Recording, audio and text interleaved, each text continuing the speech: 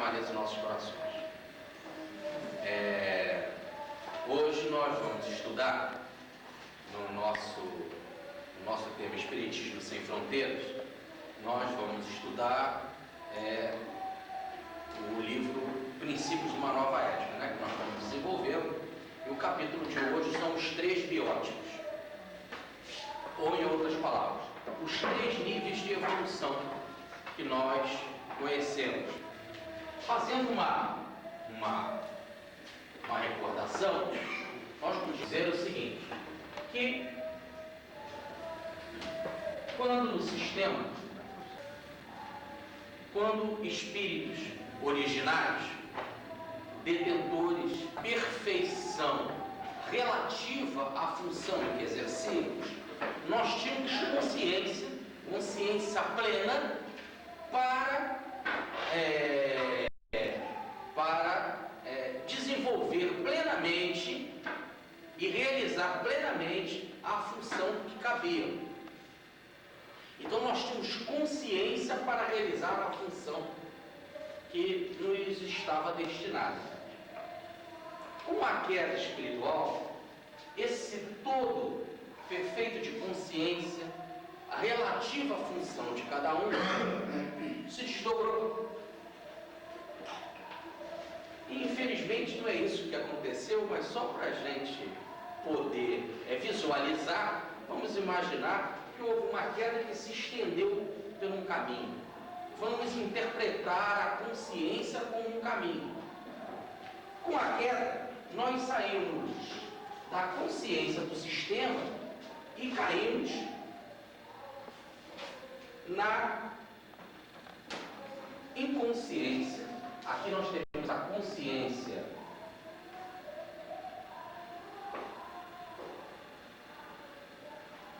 consciência do sistema e caímos na inconsciência do antissistema. Esse é o processo de evolução. Começa então o processo de evolução.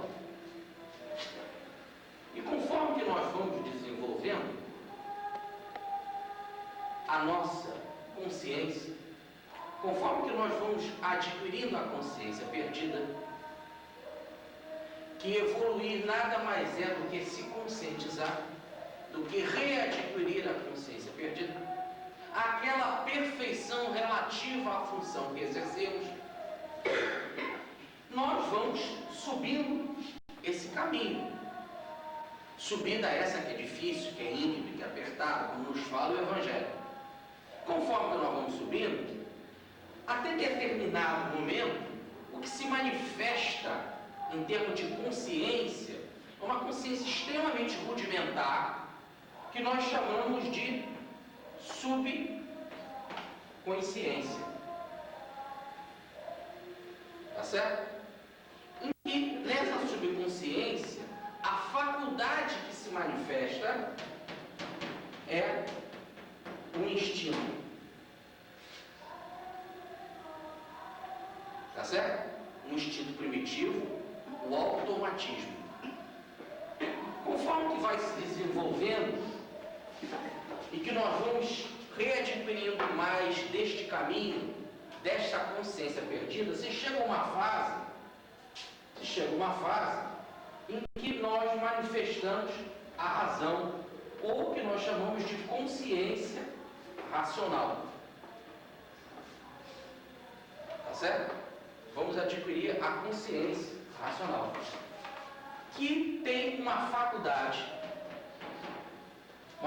cerebral psíquica, que é a nossa razão, que faz a análise.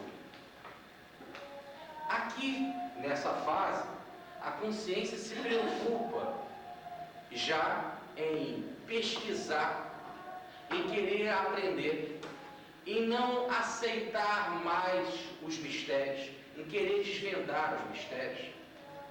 Ela já se utiliza da inteligência, e da inteligência em forma de astúcia, de querer ser mais esperto.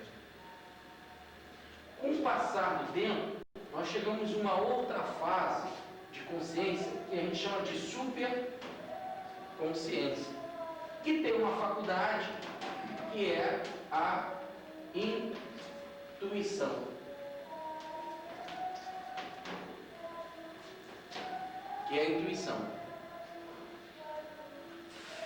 Fase essa em que o homem manifesta a honestidade, a justiça, confia na providência divina, tá certo? E que vê as coisas de forma globalizada, em forma de unidade.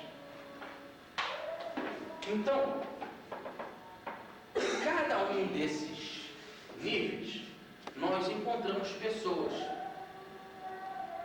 tá certo? Poderíamos imaginar essa primeira fase aqui do nível 1. Poderíamos chamar essa segunda fase do nível 2 e essa daqui do nível 3. Então nós teríamos 3 níveis de homens. Aí os 3 biótipos do capítulo de hoje, ou melhor, do tema de hoje. No primeiro nível, nós temos um homem instintivo, ou o homem que vive na faixa do subconsciente.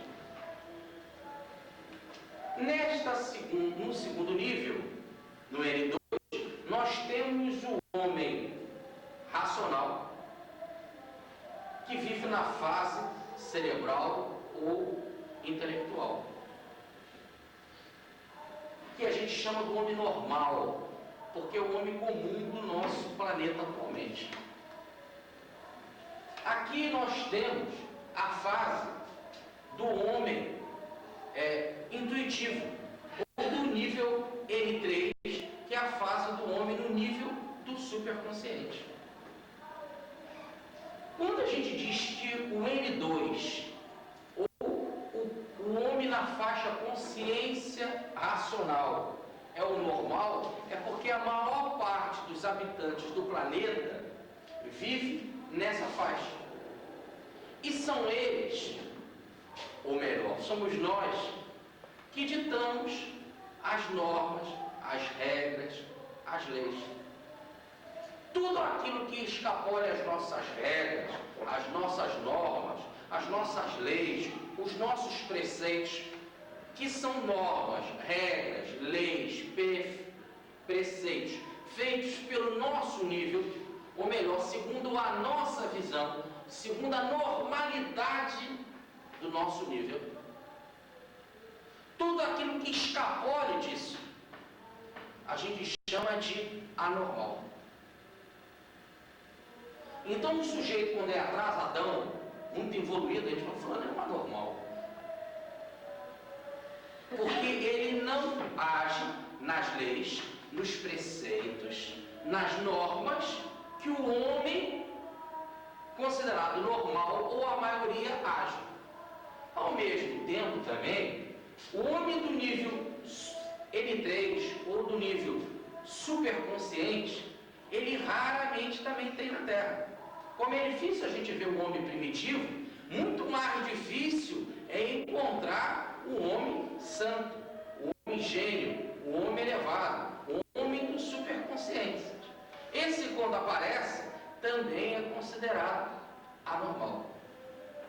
Porque ele age com métodos de princípios e normas e preceitos diferentes da normalidade. Então ele passa a ser estranho. Então a gente poderia dizer, puxa, Gandhi é tão estranho.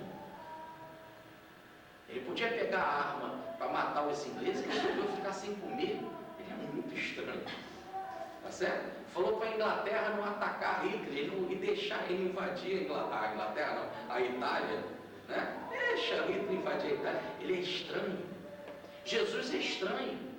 Porque diz, se alguém quiser te dar a tomar é a túnica também. Se alguém mandar você andar 1000 passos, sempre 2000, orai e faça o bem por aquele que te persegue e calunia. É estranho? Então é considerado anormal. Tá certo? Porque esse está aqui que dita as normas. Mas é lógico que conforme que a consciência vai se fazendo, e a gente está dando essa ideia de subida, ou melhor, conforme se vai evoluindo, ou que se vai subindo, o que vai acontecendo é que cada vez vai se tendo mais visão. Ou melhor, cada vez vai se tendo mais consciência. Ou os próprios nomes já falam, subconsciência é uma consciência sub ou inferior. Depois vem a fase da consciência ou da razão, depois uma superconsciência, uma consciência superior à da razão. Repare que é sempre um nível acima. E como você está num nível acima, você sempre vê a mais que o outro.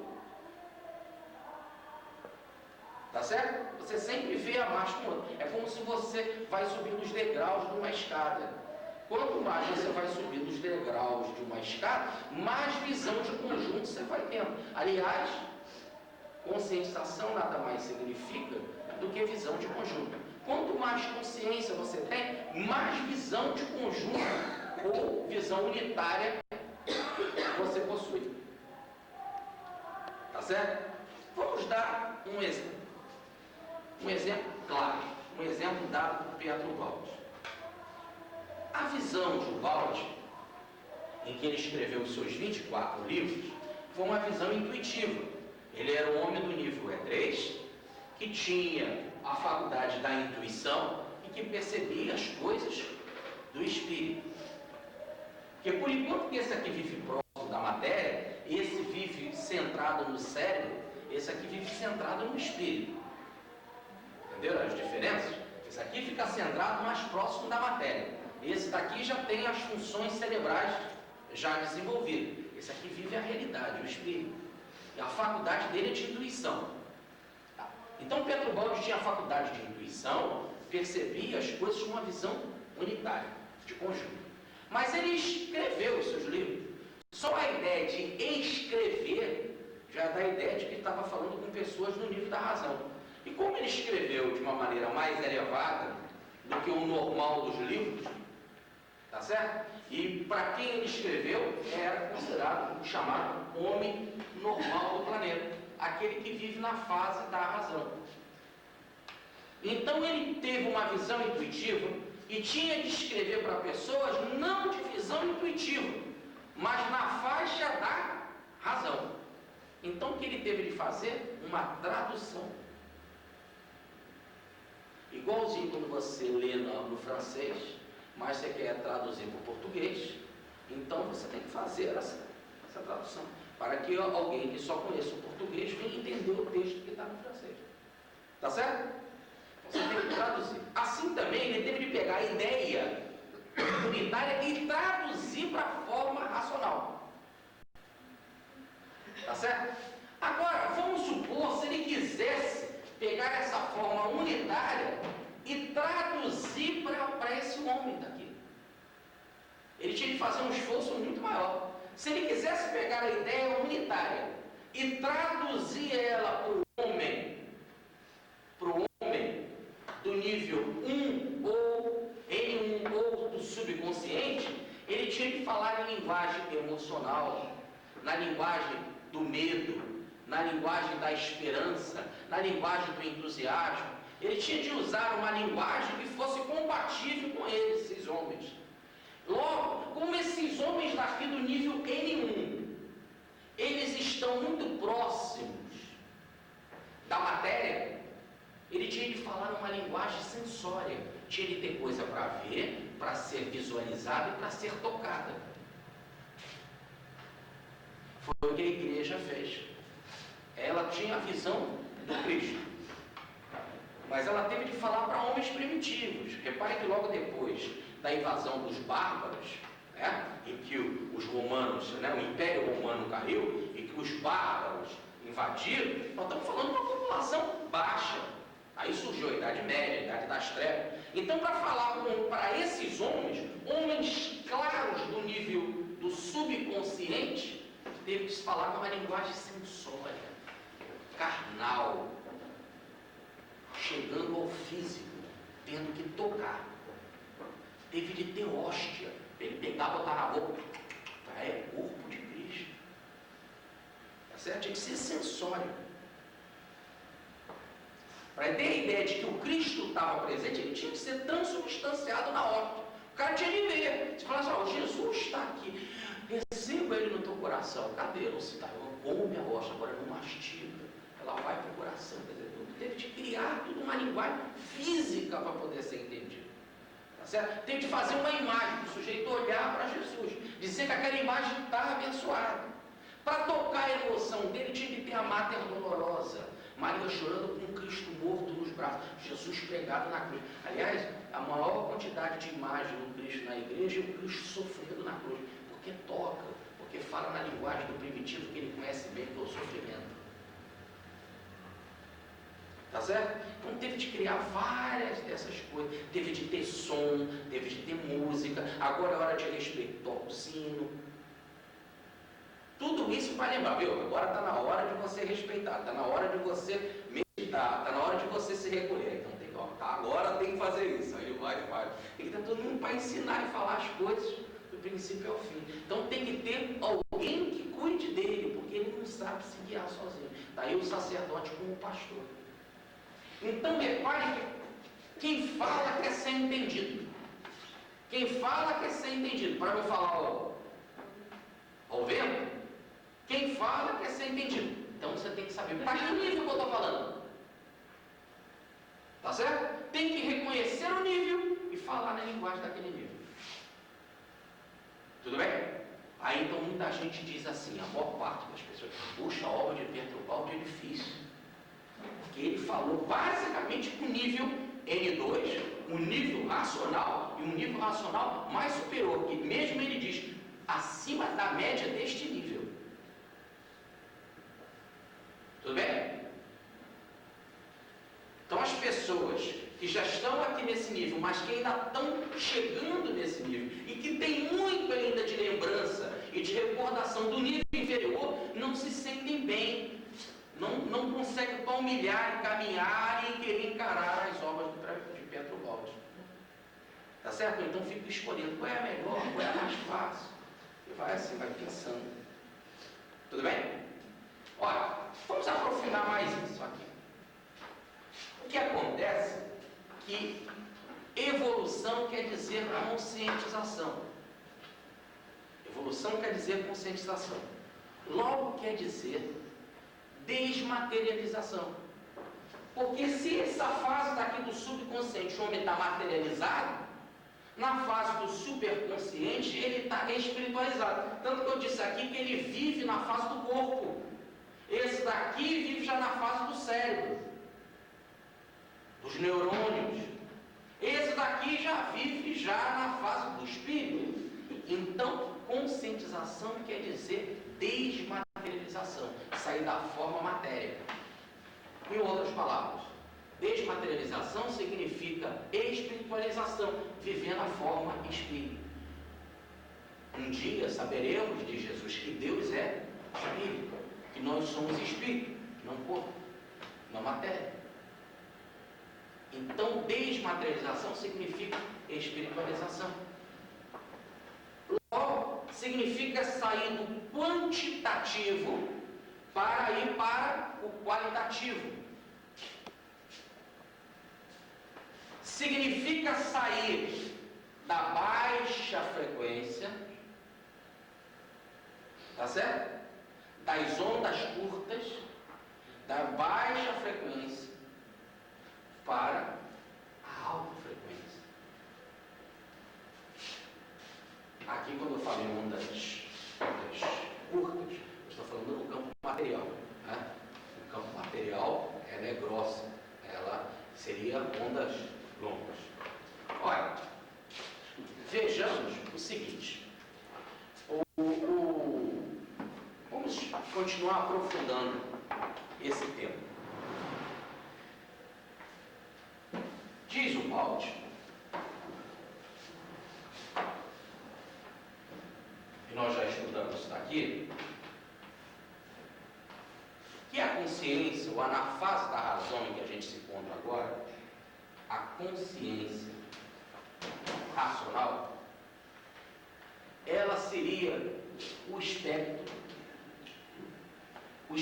visível das cores. Tá certo?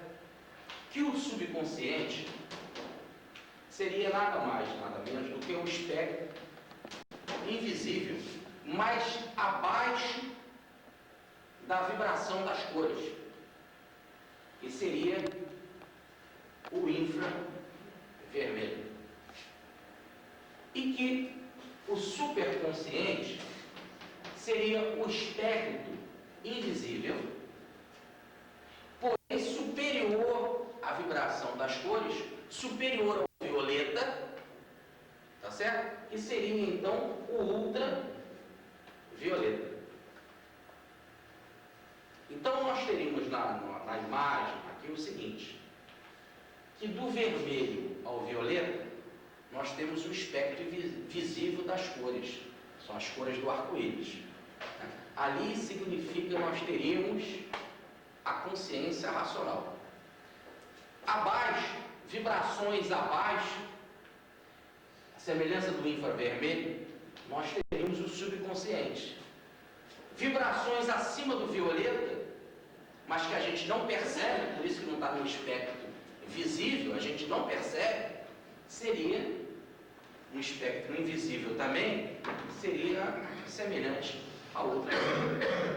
Repare que como aqui é invisível e como aqui é invisível, a gente não vê, tá certo? Nós não vemos cores abaixo do vermelho, não vemos cores ou vibrações acima do violeta, então parece que não existe, mas hoje os aparelhos já mostram que existe, tá certo? Ora, assim também, como a gente não vê o que está abaixo do vermelho, o que está acima do violeta, então dá a ideia de que não existe, parece que não existe, assim também a consciência que está abaixo da nossa razão parece que não existe. E a gente chama de inconsciente, ou melhor, que não se tem consciência. Aquela que está acima da minha consciência racional parece que não existe, então eu chamo de inconsciente. Um inconsciente seria aquilo que a consciência racional não percebe. Mas não quer dizer que não seja nada. Como existe coisas abaixo do vermelho, que é o infravermelho, e coisas acima do violeta, que é o ultravioleta, tá certo? Assim também o inconsciente é alguma coisa. Então o que está abaixo da consciência racional nós chamamos de subconsciente. O que está acima da consciência racional, que é uma consciência superior, eu chamo de superconsciente. Tá certo? Aqui no subconsciente, eu tenho o ser perto da matéria. Aqui eu tenho o ser com baixa voltagem, baixo potencial, ondas longas, baixa frequência. Tá certo? Aqui eu tenho o ser que vive no espírito, já distante da matéria, tá certo? De alta voltagem, alto potencial, ondas curtas e alta frequência. Então a evolução se faz da baixa frequência para a alta frequência. E aí eu vou das ondas baixas, ou das ondas longas para as ondas curtas e potentes. Então eu posso dizer que a alta frequência ela é proporcional ou inversamente proporcional ao tipo de onda. Ou em outras palavras, quanto mais alta a frequência, certo? Menor é a onda. Se a onda significa materialidade, quanto menor ou melhor, menos matéria. Menos matéria. Então, quanto mais alta a frequência, ou melhor, quanto mais potência, quanto mais força espiritual, tá certo? Menor a materialidade. Então, quanto mais o espírito for potente, menos ele é material. Tá certo? Por isso que menos reencarna. Quanto menos ele for potente, quanto menos ele for potente, mais ondas longas ele é, mais material ele é, mais ele tem que viver na matéria. Muitas reencarnações. Conforme que ele vai evoluindo, tá certo? Ele vai ficando alta potência, vai tendo potência em espírito, vai vivendo no espírito, menos ele vai viver na matéria. Até ele ser super voltagem, alta voltagem, até ele ser alta potência, máxima frequência, até ele ser espírito puro. O espírito puro, pergunta 113, não precisa mais reencarnar. Daí o corpo especial de Jesus. E Deus, não querendo sacrifício, diz Oséias, fez um corpo para ele. Tá certo? Quer dizer, tinha até a necessidade de habitar uma forma compatível com o seu nível evolutivo, com a sua frequência, com a sua vibração espiritual. Olha, igualzinho com a gente. Quando o homem era primitivo, vivia num corpo macacônico. Agora ele já está num corpo bem mais rarefeito. E gradativamente vai habitar um corpo mais rarefeito. O futuro da espécie, o nosso futuro é habitarmos um corpo ectoplasma. Fala a grande síntese de Petrobold. E antes já falava a revelação da revelação de Jean Baptiste Agostinho. Agora, vejam então uma coisa. Se nós temos 3 níveis,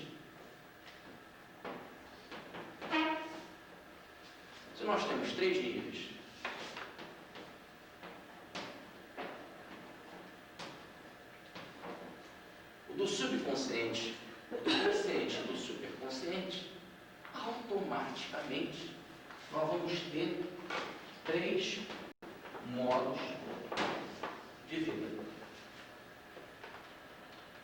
Porque cada um age de uma maneira. Um exemplo claro. O homem, vamos ver como é que ele se defende. Vamos dar um exemplo da defesa. Olha como Petrobold fala. Vamos pegar o exemplo da defesa. Você pega para o homem primitivo e chega para ele e diz, você precisa se defender de um ataque. Ele logo pensa na força bruta. O homem cerebral, o princípio, você precisa se defender. Ele vai procurar um advogado, a justiça, as leis humanas. Tá certo? Um homem do nível divino, do nível do superconsciente, você precisa se defender, ele entrega a Deus. A providência divina. Tá certo? Eu estou com Deus, quem será contra mim, diz Paulo. Tá certo? É o que disse Jesus para os seus irmãos, os seus chamados irmãos, os seus primos, né? A vocês é qualquer hora, eu dei a minha hora, estou na mão de Deus. Pai, que não seja feita a minha vontade, a tua vontade. Ficou claro? Cada um então tem um nível, está num nível espiritual. Logo, cada um tem um método de vida, e esse método de vida significa destinos diferentes. Complicado isso, não?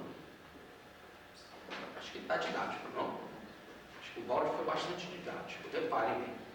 Para cada nível, significa um método de vida. Por isso, o método de vida é a sua ação aqui na vida, é o seu destino.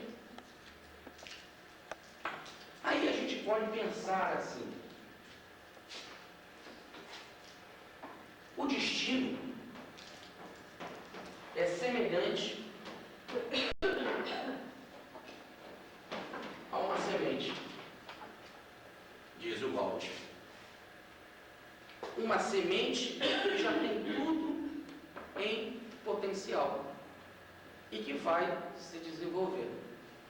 Você não vai querer, e aqui vai uma explicação, uma brincadeira. Eu corto, desde pequenininho, eu corto cabelo no mesmo lugar, ali na rua Campos Salles.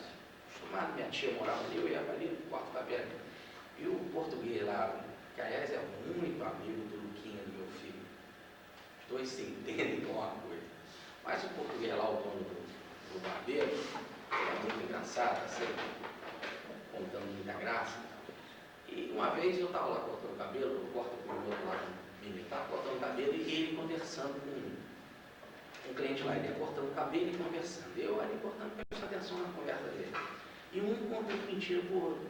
Ah, porque eu tive não sei quantas namoradas, porque eu não sei o que, porque até hoje eu estou aqui, uma moça passa, olha para mim, porque eu tenho muitas terras em Portugal, eu tenho isso, o cara fala, aí aquela troca, até que ele falou assim para mim, eu tinha umas terras tão boas em Portugal, tão boas, que eu tinha uma figueira lá. Aliás, não era bem uma figueira, porque no inverno estava figo, no verão maçã. Isso é muito mentira.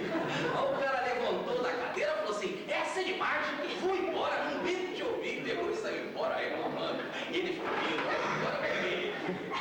Bom, essa é realmente uma mesma coisa, trazendo para cá. O destino é semelhante à semente. É semelhante à semente. Nós não podemos imaginar que o figo no inverno dê figo, no verão dê maçã. Isso é um absurdo. Tá certo? Figo vai dar figo. Macieira vai dar macieira. Tudo bem? Cajuzeiro vai dar caju. Então, a semente vai desenvolver aquilo. A manga, a semente de manga vai dar mangueira. Não tem como ser diferente.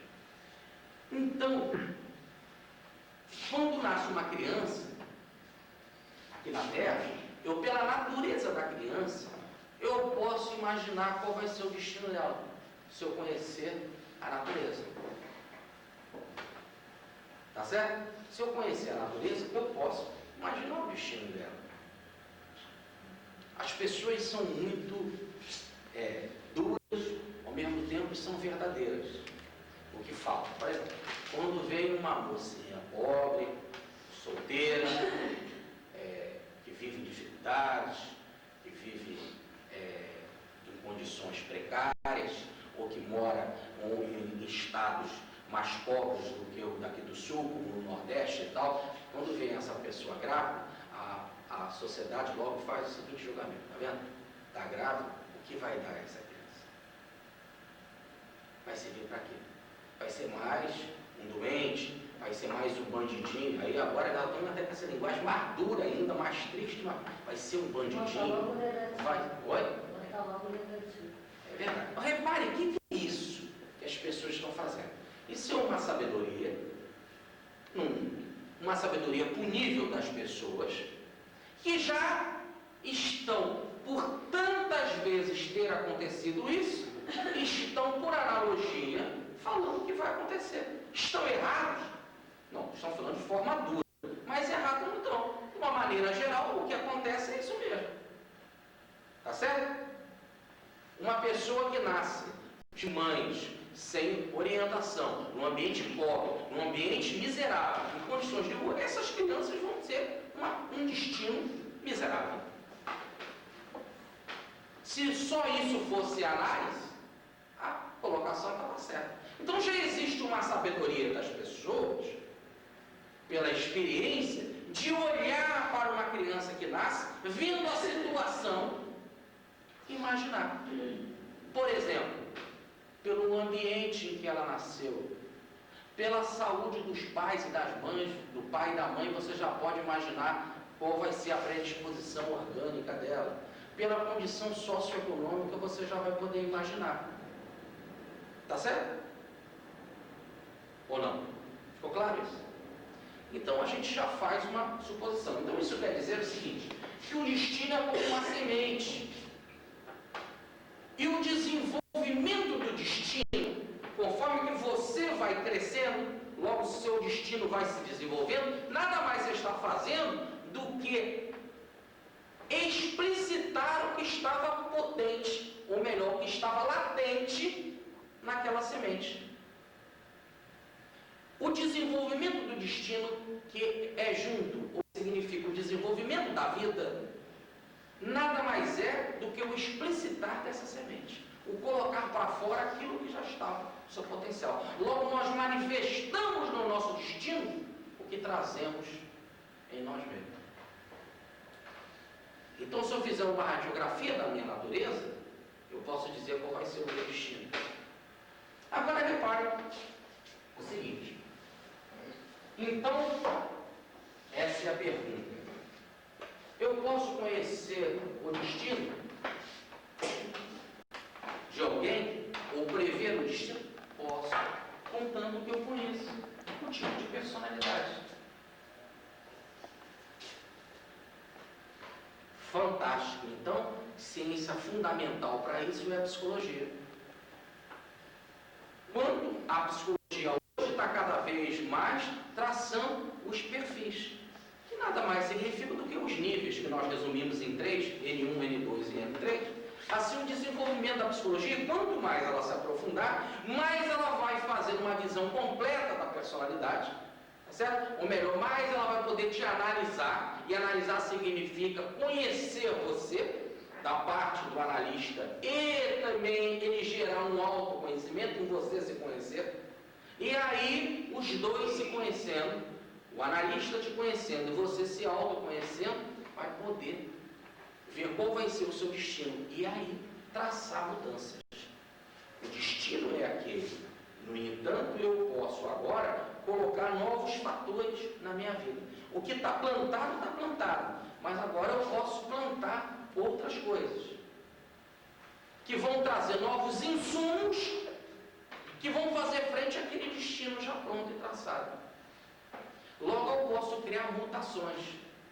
Não existe isso agora na agricultura, né? Que você pode misturar lá um gene com outro e criar uma nova planta, uma nova mudança, uma laranja mais suculenta, fazer um limão mais suculento, uma alface mais maior e mais verdinho. Assim também você pode trazer fatores, através do estudo de desenvolvimento da ciência, do desenvolvimento da psicologia, trazer fatores que vêm fazer um destino melhor, mais perfeito, mais coerente, trazendo novas situações, novos vetores, novas forças, para que amanhã essa personalidade venha a ser mais sadia, mais coerente, mais perfeita, mais próximo do espírito, até ser espírito. Então eu posso conhecer o destino? Posso, contanto que eu conheça a personalidade. Aí vem o Balde e diz o seguinte: o que acontece é isso.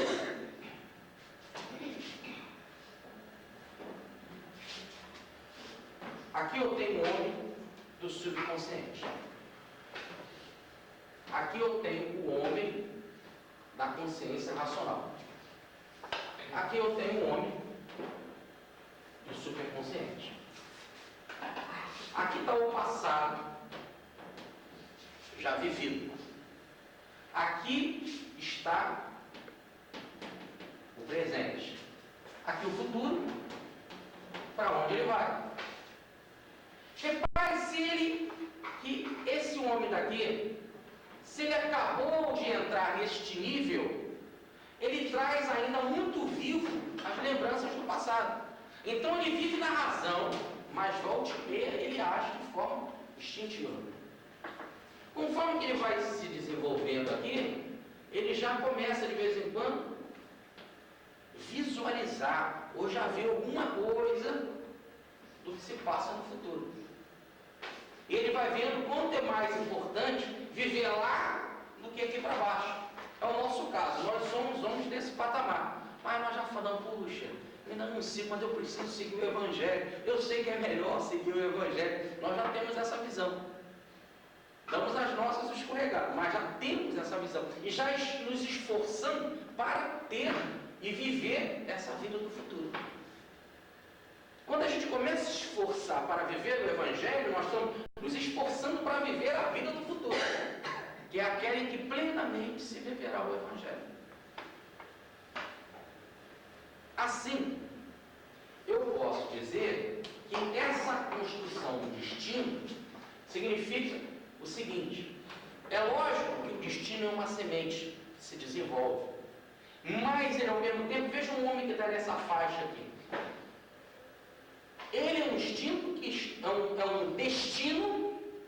é um destino que está se desenvolvendo aqui na vida, no nosso caso.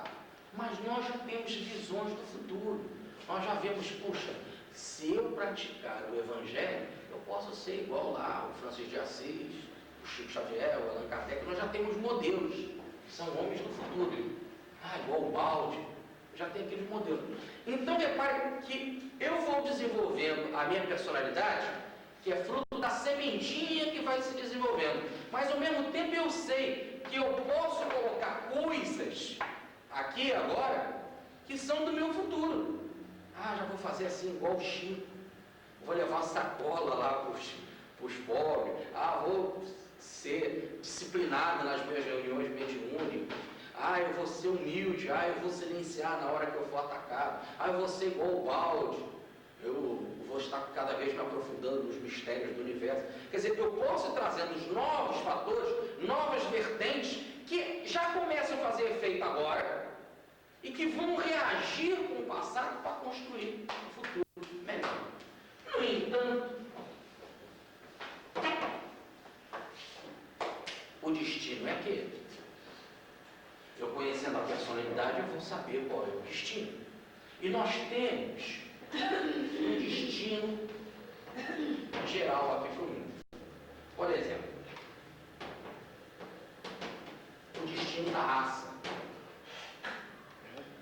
Você caiu na raça humana, você já sabe que você vai ter períodos de duração. Períodos de duração. Período. Raça humana tem a infância, tem a adolescência, tem a fase de adulto, tem a velhice. Vai do berço ao túmulo. Você tem a duração. Hoje a média do brasileiro é 67 anos de vida. Deu essa semana no Jornal Nacional. Então você já sabe que mais ou menos por volta dos 67. Adeus. Tem uns que resistem um pouco mais, 68, 69. Tem uns que já são mais persistentes. Vão 70, 72, 73. A média do brasileiro tem 7. Tá certo? A média do americano é 70 e poucos anos. Então, está tentando falar é que nós já temos uma ideia. No fundo, tem gente que escapou dos 70. Então, chegar lá aos 80 já é bem menor. Mas tem uns que vão um pouquinho mais, vão 90. Esse, então, você conta no de quem que você conhece que tem 90 anos. Muito menor a quantidade. Agora, tem um outro que tem 100 anos. Quem você conhece? Eu não conheço ninguém. Só conheço aquela velhinha que tem 120 anos, essa escapuliu tudo. Mas é um caso muito... Então, esse é um caso muito excepcional, muito raro. Estão claro? Então, dentro aqui desse destino, eu posso dizer que, no fundo, a média é essa. Por volta dos 70 anos. É a vida. Então, esse é um destino. Uma das coisas que eu posso prever. Eu posso também, segundo, ver o ambiente econômico, social. Só nasceu numa família muito pobre, raramente não vai ser rico. Pode, é igual pode alguém passar dos 90, não é tão difícil. Pode também um sujeito que nasceu muito pobre, miserável, viver bem, é muito difícil. Uma pessoa que nasceu num ambiente social muito atrasado, de pessoas iletradas, intelectualmente baixa e moralmente baixa, é muito difícil. Pode sair, pode, mas é difícil sair. E passar a ser um santo, passar a ser um intelectual, um cientista, é complicado. Então eu posso também, uma das maneiras de prever o destino. Uma outra coisa também, que eu tenho, poderíamos dizer assim, uma espécie de destino clínico. Destino clínico seria a predisposição orgânica, a predisposição orgânica para determinadas doenças. Então a mãe que é muito doente, muito fraca, o pai que é muito doente, fraco, você não pode prever que aquela criança tenha problemas. Ou é a predisposição para aquela ou para aquela outra doença, a fraqueza, o orgânico ou a força. Então você vê um pai muito saudável, uma mãe muito saudável, você espera que a criança venha a ser saudável. Então a mãe que fez todos os exames, está bem, está saudável, está forte, o pai está bem, está saudável, está forte, você espera que aquela criança vai ter também uma saúde física boa. Né? Quais são as predisposições a nível genético também? É engraçado, o médico pergunta para você olha lá, vê se você tem pressão alta, alguma coisa, ele pergunta, tem alguém com problema de coração na família? Só minha mãe morreu de coração, ele fez assim para mim, sabia o que ele fez isso para mim? Estava com a pressão alta, aí ele chegou e me disse, tem alguém com problema de coração na família? Disse, minha mãe morreu de coração, quantos anos? 53, eu falei, aí a pressão foi... Bom, também você pode prever que tem médicos que não sabem usar de psicologia, né? Mas repara que coisa interessante. Você pode, então, até pela genética da família, já prever. Uma família de médium, nasce uma criança, tem muita predisposição para ser médium também, porque a mediunidade é genética. Dentista, porque o espírito também, ator. Aí nós já temos uma outra coisa. Aí entraríamos num ambiente socioeconômico. Aí é uma outra coisa. Por exemplo, o filho, o pai é dentista. Então ele só fica ali naquele meio, ele vai também ter vontade de ser dentista. Tá certo? É muito comum a gente passar por consultório, ver o pai, filho, neto, tudo lá, né? Então, da mesma profissão. Porque também há até uma necessidade econômica. Por exemplo, aquele consultório está indo muito bem, tem uma bela carteira de cliente, você vai passando por filho, vai passando, é igual uma empresa, uma passando. Então é necessidade. Só que tem filho que às vezes não se adapta. Então tem aquele filho que não, medicina eu não quero saber, ou odontologia eu não quero saber. Aí vai escolher uma outra coisa completamente diferente. Eu vou ser ator. Repare que os Gracies, é muito interessante, né? Os Gracies, né? Então lá desenvolve o jiu-jitsu, né? Mas tem um que estuda no Bennett que quer saber de teatro. Não é diferente, né? É estranho, não. Um dos Gracies queria ser artista, trabalhar em teatro. Mas é possível. Repare que aí nós temos isso que a gente chama de um destino geral. Mas existe um quarto fator, que nós vamos botar aqui uma setinha distanciando ele dos outros três, que seria o destino psíquico ou psicológico ou espiritual, que é o destino verdadeiro.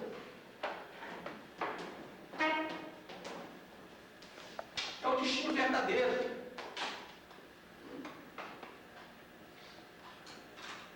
Ora, esse espiritual e verdadeiro é que mostra quando o sujeito tem mais ou menos domínio sobre si mesmo, diz o Bauer. Tá certo? Ou em outras palavras, esse destino espiritual ou psicológico, que é a força do eu, quanto mais ele for evoluído, mais forte é esse destino.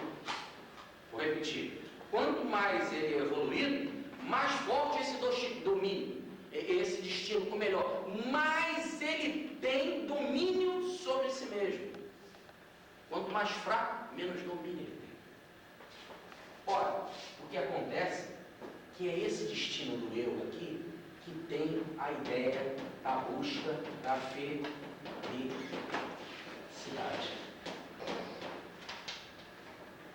Porque como é o destino psicológico espiritual, é o do espírito, é o do eu. E a ânsia do eu é a felicidade.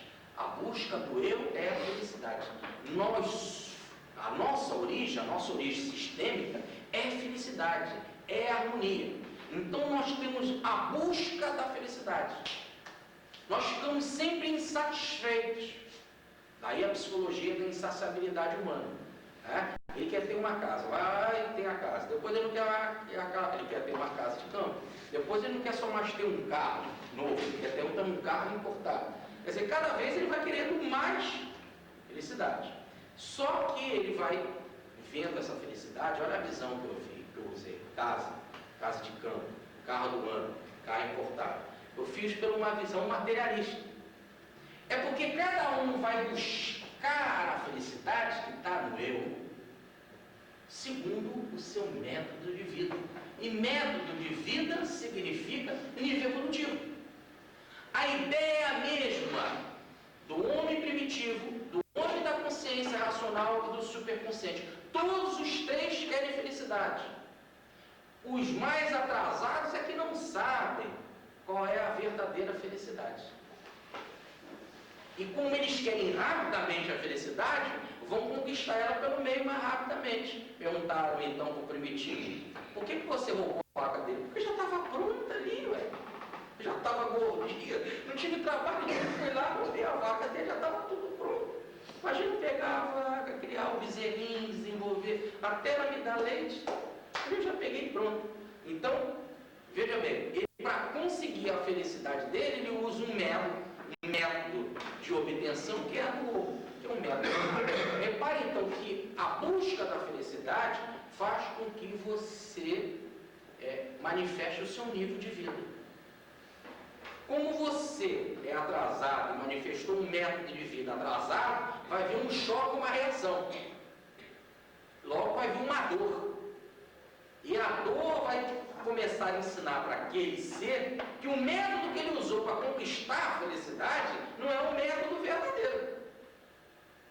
Que ele não pode ser preguiçoso, que ele tem que trabalhar tudo com evoluído, não pode ouvir, você tem que trabalhar, você tem que acordar cedo, você tem que se dedicar, você tem que buscar, bater, procurar. Isso evoluído não quer nada disso, tem que lutar para conseguir. Então o que acontece? Ele vai ter que aprender isso com a danada da dor, que vai sacudir ele. É esta vontade de felicidade que se insurge contra esses três destinos aqui. É esse destino espiritual, esse destino de evolução que diz: eu não quero só essa fase da infância, eu quero chegar logo na fase de adulto. Eu posso ir no cinema, ver filme pornô. Menino menor não podia, quando era pequeno, não queria ver filme proibido. Agora eu sou grande e bonito. Mas o sujeito fica aí depois é adulto, aí ele fica lutando, agora vem a velhice, eu não quero. Aí estica dali, estica daqui, engana a idade, faz o diabo, porque ele não quer chegar na velhice. Aí chega na velhice, ele não quer morrer. Aí luta para não morrer. Aí ele tem 67 anos de vida, não quer, ele quer ter 70, você quer ter 75, chegou em 70, eu quero ter 80. Ele não quer, ele não está satisfeito. É uma força que luta sempre contra isso. Luta sempre contra o ambiente econômico e social. Repare que ele quer sempre mais. Quer mais felicidade, mais gozo, quer mudar daquela condição de vida. Quando uma pessoa mais nova, jovem, diz assim: você ainda tem muito pela frente. Aí eu digo assim: mas você já viveu, ainda tem que chegar lá. Mas isso tudo também é uma visão partida, né? Porque a gente sempre tem a vida pela frente, já que ela não termina nunca. Mas repare que no ambiente econômico e social, você quer sempre mudar e melhorar cada vez mais. Por isso que o rico nunca está satisfeito com a riqueza dele, ele quer sempre mais, multiplicar sempre ela. Tá certo? Quer sempre melhorar mais. E o outro que vive num ambiente pobre, miserável, ele também não fica satisfeito. Então ele vai tentar sair daquela condição. Ou ele vai se esforçar a estudar muito, conseguir um emprego, lutar, aquela coisa toda, então ele vai roubar para ver se ele consegue ter alguma condição melhor econômica. Acaba sempre o econômico e social se chocando. Com relação à predisposição orgânica, você tem uma predisposição orgânica para determinada doença, você começa a lutar contra aquela doença. Você tem problema cardíaco, então começa a tomar remédio para o problema cardíaco, começa a controlar o colesterol, começa a cuidar lá de uma outra doença que você tem, um outro problema lá, seja lá qual for, que foi identificado a sua predisposição orgânica, tem um problema lá gastrítico, gástrico, ou seja lá o que for, você começa a lutar contra isso. Então, isso que eu quero dizer, que o destino, esses três aqui que a gente fala, que são determinados, eles não são pelo espírito, que sempre se insurge, que sempre luta contra ele, que quer sempre modificar ele. É lógico também que cada um reencarna num ambiente que é próprio. Esse destino aqui, psicológico e espiritual, você tem ele lá no plano espiritual.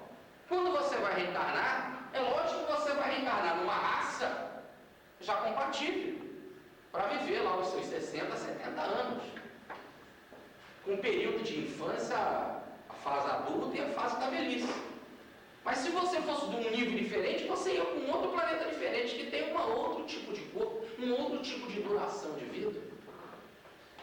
Que a fase da infância passa rápido. Não é tão demorada como a nossa.